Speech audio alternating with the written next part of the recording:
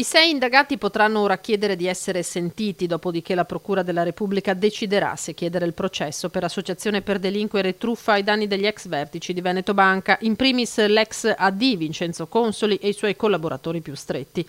A chiusura delle indagini sulla vendita a prezzi gonfiati delle azioni della Popolare, emerge nelle parole del sostituto procuratore Massimo De Bortoli un quadro accusatorio pesante in cui i 6, ingannando CDA, soci, direttori e impiegati sul reale stato patrimoniale e finanziario della banca, avevano spinto per far sottoscrivere ai clienti operazioni ad alto rischio. Veniva sostanzialmente utilizzata tutta la struttura della banca, affermando che l'istituto era solido, che le azioni erano state stimate da esperti con quel valore, mentre in realtà dalla consulenza che è stata effettuata è emerso che già dal periodo 2012 in poi il valore delle azioni era almeno del 40% inferiore a quello poi che appariva. Quadro insensato secondo la difesa di Consoli, ritenuto promotore e capo dell'associazione per delinquere perché lui stesso era un azionista. Secca la replica della procura. È chiaro che se lui poi le avesse vendute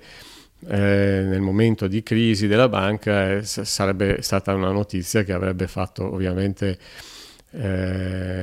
il giro di tutte le filiali. Ecco, questo meccanismo si sarebbe rotto, nel senso che tutti avrebbero capito che se avesse venduto l'amministratore delegato le azioni voleva dire che ormai la banca era al capolinea. Reati che si sono concretizzati con la messa in liquidazione nel 2017 della banca, e questo sposta in là i termini di un'eventuale prescrizione. Ci consente di appunto sperare che una eventuale sentenza definitiva possa arrivare prima della prescrizione del reato.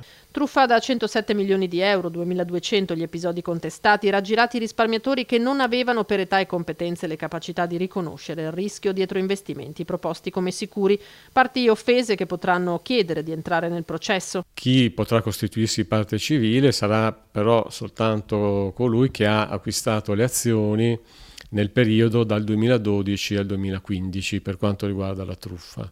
Vale a dire il periodo in cui le azioni non valevano il prezzo stabilito dall'Assemblea dei soci, circa 40 euro. Quindi sì, ecco, ci sarà la possibilità di costituirsi parte civile e di chiedere un risarcimento dei danni.